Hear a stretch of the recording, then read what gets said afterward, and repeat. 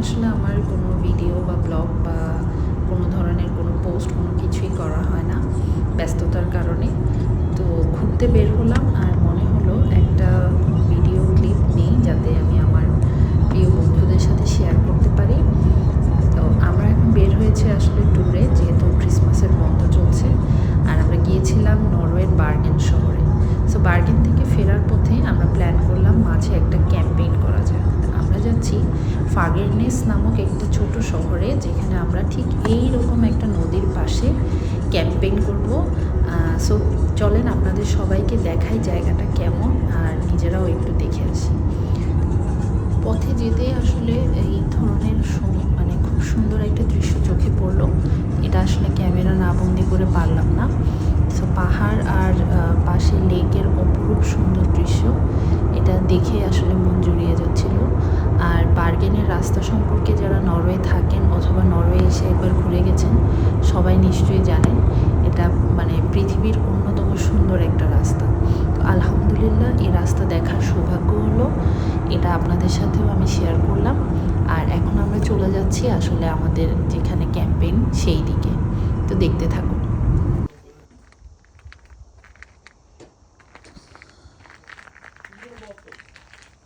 আমরা এখন আসছি একটা ক্যাম্পিং হাউসে। হ্যাঁ, এটা আজকের আমাদের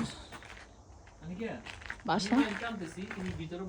হ্যাঁ, আমি দেখি কি অবস্থা। বাবা, এটা একটা রুম।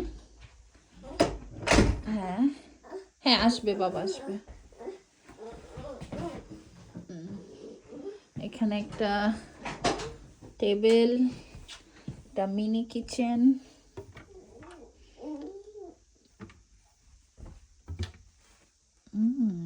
অ্যাক্সেসরিজও দেয়া, ইকুইপমেন্ট যা যা লাগবে আমরা দেখি কি কি আছে। সো ইয়া, একটা সিটিং এরিয়া, একটা টিভি, এখানে একটা বেডরুম। হ্যাঁ, ওয়াও। সো এখানে হচ্ছে ডাবল বেড, উপরেও বেড, এখানে ব্ল্যাঙ্কেট, মিরর। So room. তুমি খুব বন্ধ করবে? আচ্ছা, তুমি বন্ধ করো।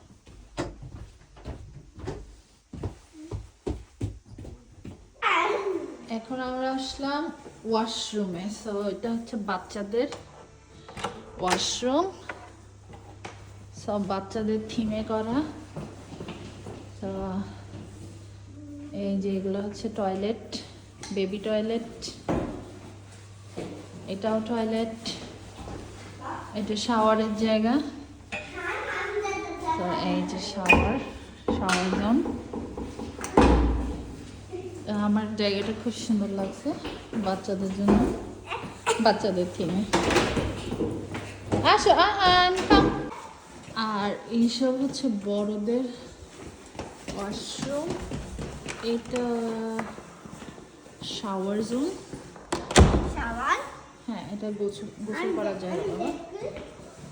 এটা হচ্ছে ক্লিনিং অ্যান্ড ড্রাইং। সো এখানে আচ্ছা, ওইখানে তুমি ওয়াশিং ড্রাইং, ওয়াশিং মেশিনগুলো তো অনেক ছোট না? অল্প কাপড় আর কি, যারা ঘুরতে আসবে। ইভেন তো তোমার এই যে আয়রন মেশিনতে আছে। ও, এভরিথিং ইনক্লুডেড, ইয়া।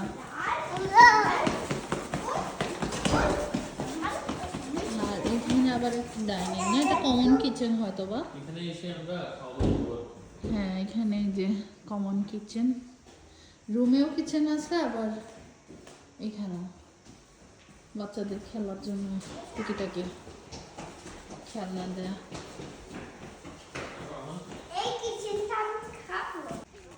এইটা হচ্ছে কটেজ থেকে বাইরে বাচ্চাদের প্লে জোন। আর এখানে সব এরকম কটেজ। সো এগুলা সামার এবং উইন্টারে হচ্ছে থাকার জন্য বুকিং দেওয়া হয়। এদের বাইরেই যে বাচ্চাদের খেলার জায়গা, পরিবেশটা খুবই সুন্দর, পাশেই লেক। তো যেহেতু এখন উইন্টার টাইম, আসলে বরফে ঢেকে আছে। আর এখন সময় হচ্ছে দুপুর 3টা, নরওয়ের সময়। বাট অলরেডি অন্ধকার হয়ে গেছে এবং আকাশে চাঁদ দেখা যাচ্ছে। আর এই যে আইসের মধ্যে দিয়ে যাচ্ছে। তুমি খেলা করছো বাবা?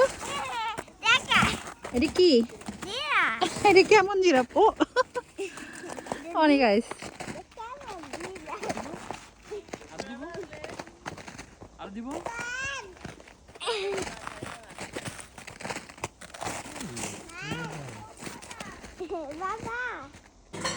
আমি এখন আসলাম কিচেনে, একটু খাবার গরম করবো বাচ্চাদের জন্য। আর এখানে আবার বাচ্চাদের খেলার জন্য স্পেস দেয়া, তো বাচ্চারা এখানে অনেক খেলনা দেয়া আছে এবং খেলতেও পারবে। এখন হচ্ছে এটা রাতের ভিউ। আমরা এখন একটু হাঁটতে বের হলাম আমার বাচ্চাদেরকে নিয়ে। এখন প্রায় রাতের 8টা বাজে। আমরা একটু বাইরে হাঁটতে বের হয়েছি। এই ছিল আজকের আমার ভিডিও আমাদের ক্যাম্পেইনের। দিনের আলো থাকলে আর একটু ভালো বোঝা যাবে, হয়তোবা কালকে সকালবেলা আমরা আর একটু ভালোভাবে বুঝবো সব কিছু। তো আজকে এই পর্যন্তই,